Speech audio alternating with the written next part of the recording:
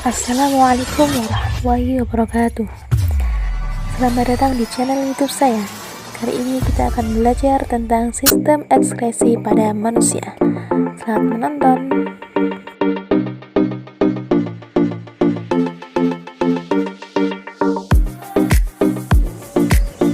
Capek nih, istirahat dulu yuk. Yuk, kita duduk sini aja. Panas ya. Kenapa kita kok berkeringat ya? Kita berkeringat itu karena adanya sistem ekskresi pada tubuh kita. Dan keringat merupakan hasil ekskresi dari kulit.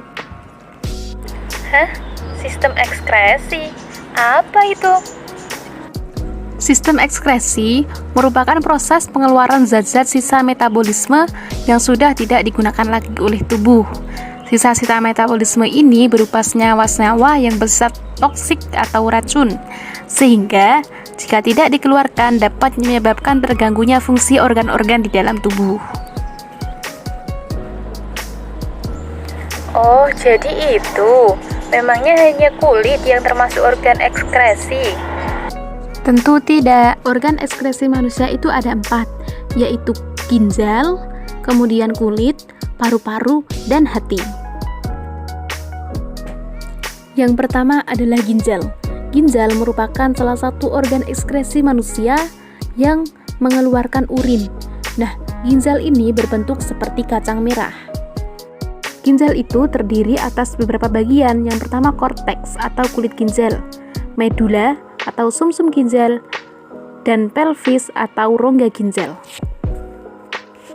Di dalam ginjal juga terdapat pembuluh arteri, yaitu tempat masuknya darah yang akan dibersihkan, yang disebut arteri renalis, dan juga pembuluh vena, tempat keluarnya darah yang disebut vena renalis. Pada ginjal terdapat unit struktural yang bertanggung jawab dalam pembentukan urin yang disebut dengan nefron. Nah, nefron sendiri terbagi menjadi beberapa bagian, yaitu ada badan Malpighi, dan di dalamnya ada glomerulus dan kapsula Bowman, kemudian ada tubulus contortus proximal, lengkung Henle, serta tubulus contortus distal, dan tubulus collectivus.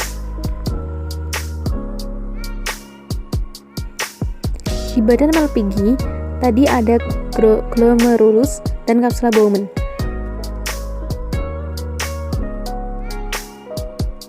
Di glomerulus ini merupakan tempat terjadinya filtrasi, yaitu proses penyaringan sel-sel darah. Nah, hasil dari filtrasi ini berupa filtrat glomerulus atau sering disebut dengan urin primer, yang mana masih mengandung air, glukosa, dan asam amino, namun sudah tidak mengandung protein dan darah. Kemudian, proses yang kedua adalah reabsorpsi. Nah, proses ini terjadi di tubulus contortus proximal. Proses ini merupakan proses penyerapan kembali zat-zat yang masih dibutuhkan oleh tubuh. Nah, hasil dari reabsorpsi ini merupakan urin sekunder. Dan yang terakhir adalah proses augmentasi, yaitu proses pengumpulan cairan dari proses-proses sebelumnya yang terjadi di tubulus contortus distal dan tubulus collectivus. Hasil dari augmentasi ini merupakan urin sesungguhnya, yang kemudian akan dikeluarkan oleh uretra. Selanjutnya adalah kulit. Fungsi kulit sebagai organ sistem ekskresi adalah untuk mengeluarkan keringat yang mengandung kelebihan air, garam mineral, maupun sedikit limbah nitrogen seperti urea yang dapat meracuni tubuh. Keringat biasanya dikeluarkan ketika kita melakukan aktivitas seperti berolahraga atau saat kita sedang kepanasan. Yang ketiga adalah paru-paru. Paru-paru sebagai organ ekskresi itu untuk mengeluarkan zat sisa berupa uap air dan karbon dioksida. Kedua zat tersebut dihasilkan karena adanya pertukaran gas saat respirasi atau pernapasan. Yang terakhir adalah hati. Hati ini menghasilkan empedu. Sebagai organ ekskresi, hati bertanggung jawab untuk detoksifikasi dan memecah bahan kimia atau racun yang masuk ke dalam tubuh kita.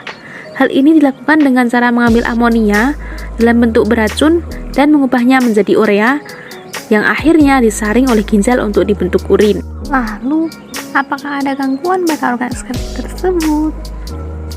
Tentu ada gangguan pada ginjal, salah satunya ada albuminura, yaitu penyakit yang terjadi akibat ginjal tidak bisa menyaring protein atau albumin yang disebabkan kerusakan glomerulus.